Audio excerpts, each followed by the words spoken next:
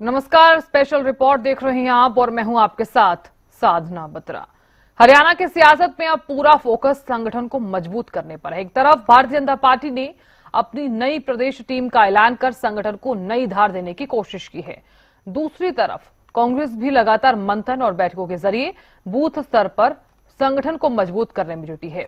BJP ने प्रदेश उपाध्यक्ष से लेकर मोर्चा अध्यक्षों तक नई जिम्मेदारियां सौंप दी हैं, तो कांग्रेस में पहले चंडीगढ़ में प्रदेश प्रभारी संजय दत्त ने वरिष्ठ नेताओं के साथ रणनीति बनाई। अब जिले जिले में कार्यकर्ताओं के साथ बैठकों का दौर जारी है। दोनों प्रमुख दल आगामी राजनीतिक चुनौतियों को देखते हुए संगठनात्मक मजबूती पर पूरा जोर लगा रहे हैं। तो संगठन की जंग है। बीजेपी और कांग्रेस दोनों ही पार्टियों ने अपनी अपनी कमर कस ली है। हरियाणा में संगठन मजबूत करने की होड़ जो है वो लगातार तेज हो गई है। भारतीय जनता पार्टी की ये नई टीम और इधर कांग्रेस भी लगातार मंथन कर रही है।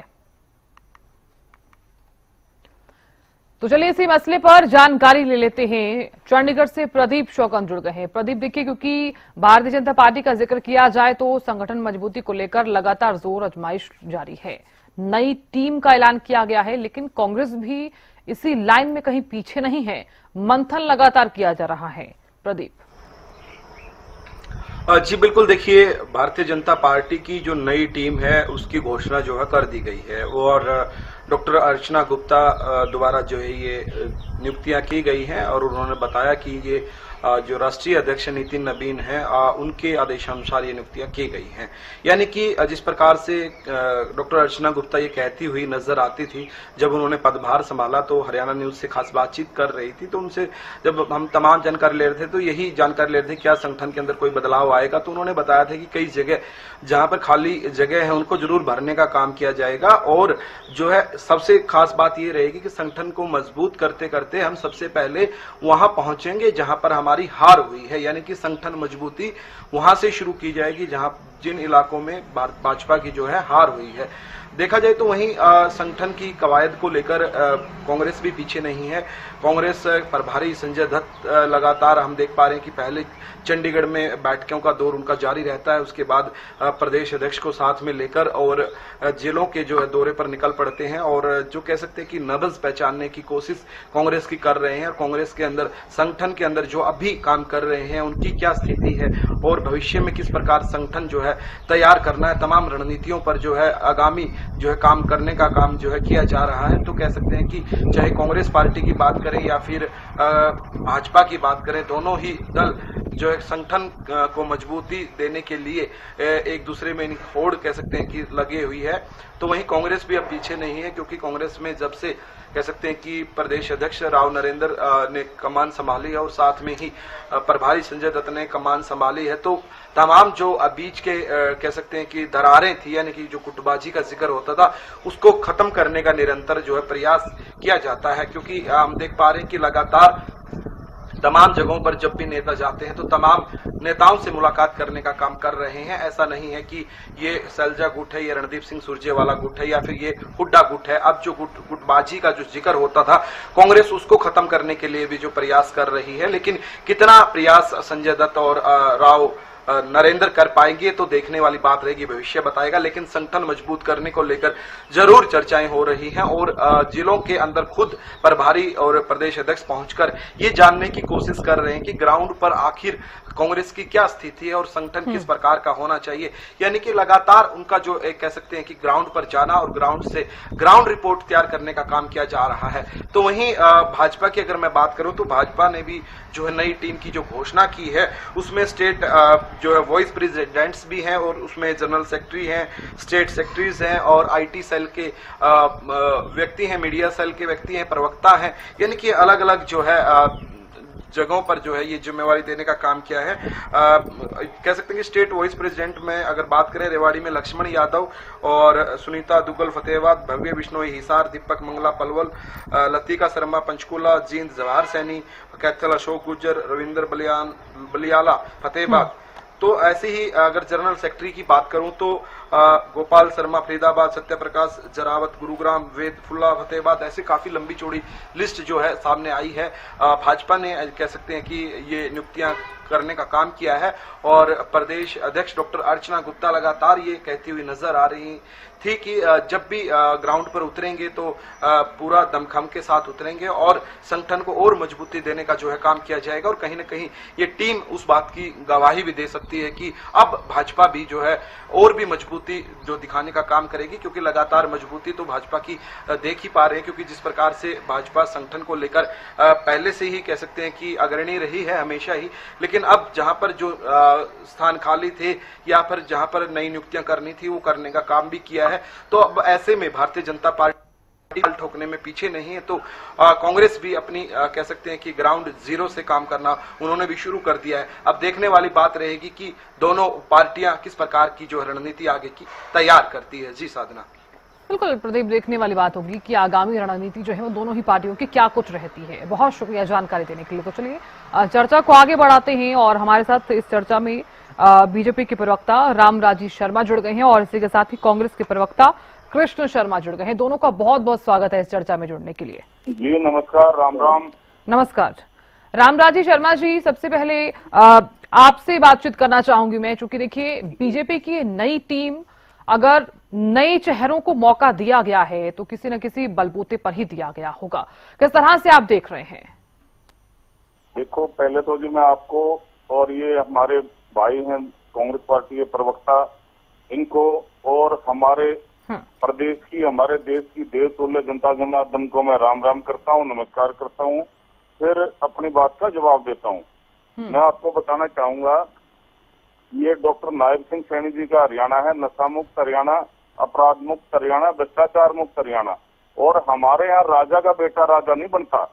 हमारे यहाँ एक किसान का बेटा, मजदूर का बेटा, गरीब का बेटा हमारा प्रधानमंत्री बन सकता है, हमारा प्रदेश का मुखिया बन सकता है, हमारा प्रधान सेवक बन सकता है, हमारा मुख्यमंत्री बन सकता है।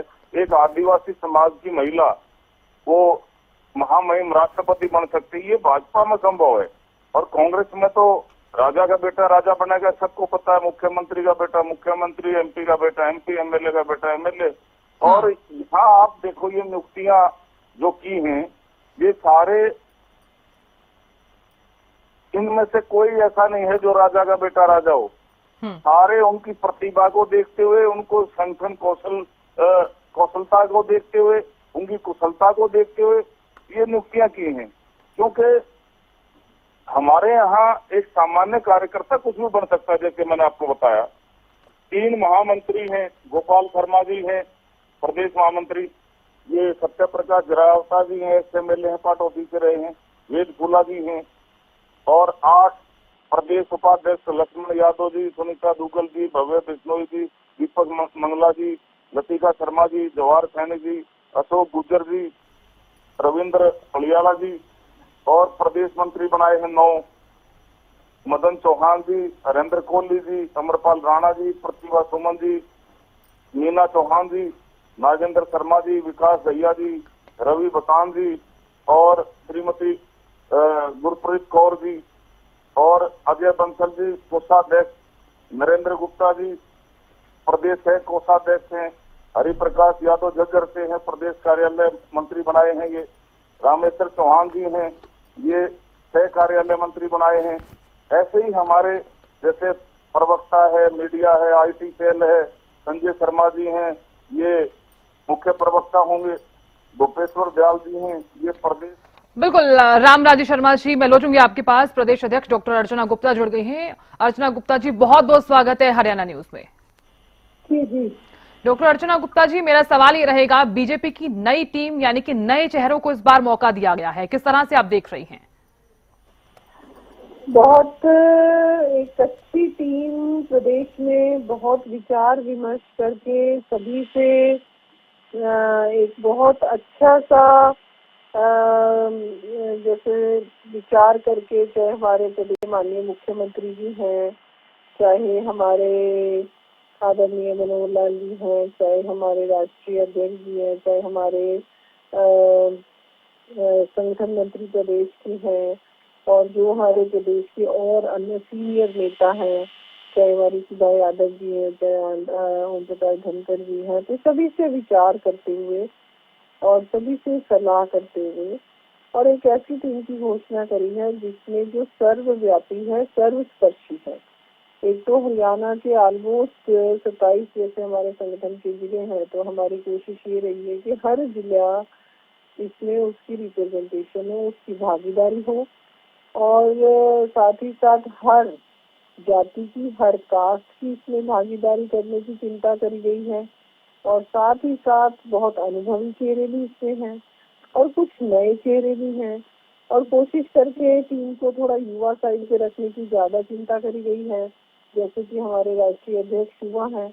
और साथ ही साथ जो लोग आपको नए भी लग रहे होंगे, लेकिन वो लोग भी कई सालों से भारतीय जनता पार्टी में बिना पद के रहे भी काम कर रहे हैं। ऐसे कई चेहरे हैं जिनके पास अभी कोई ऐसे डायरेक्ट जिम्मेवारी नहीं थी, लेकिन पिछले दिनों जब हमारा विधानसभा का चुनाव हुआ, लोकसभा का चुनाव हुआ, उन चुनावों में उनकी महत्वपूर्ण भूमिका रही, उनको जो भी जिम्मेदारी दी गई उन्होंने वो काम किया। तो ऐसे कार्यकर्ता जो वर्षों वर्ष से भारतीय जनता पार्टी में बिना पद के भी काम कर रहे थे, उनको भी स्थान देने की चिंता करी गई। और जो पहले किसी न किसी पद के ऊपर थे, पूर्व में जिलाध्यक्ष रहे हैं, पूर्व में जिलों के प्रभारी रहे हैं, ऐसे भी कार्यकर्ताओं को पार्टी में स्थान देने की चिंता करी गई है। महिलाओं को हमने अच्छा स्थान दिया है, और साथ ही साथ हर कास्ट से, चाहे अपने एससी हैं, ओबीसी है, सामान्य है, राजपूत है, गुज्जर है, यादव है, रोड है, अग्रवाल है, सिख है, पंजाबी है, सभी कास्ट को हमने कोशिश करी है, राजपूत है, कि इससे टीम में अच्छा स्थान मिले। पर अर्चना जी देखिए, क्योंकि भारतीय जनता पार्टी जब भी नए चेहरों को मौका देती है तो विश्वास जताया जाता है कि किस तरह से उनका काम भी देखा जाता है। लेकिन मेरा सवाल यहाँ पर यह है कि इस बार जब नई टीम की घोषणा की गई तो उससे पहले राव इंद्रजीत सिंह का जो गुट है उसे दरकिनार कर दिया गया। क्या कारण आप मानती हैं? देखिए, मैं नहीं मानती कि राव इंद्रजीत जी हमारे बहुत ही वरिष्ठ कद्दावर नेता हैं। हाँ। और जहाँ तक आप गुट, पहले तो आपका ये शब्द ही गलत है कि राव इंद्रजीत जी का गुट, जो भारतीय जनता पार्टी का है वो हमारा है।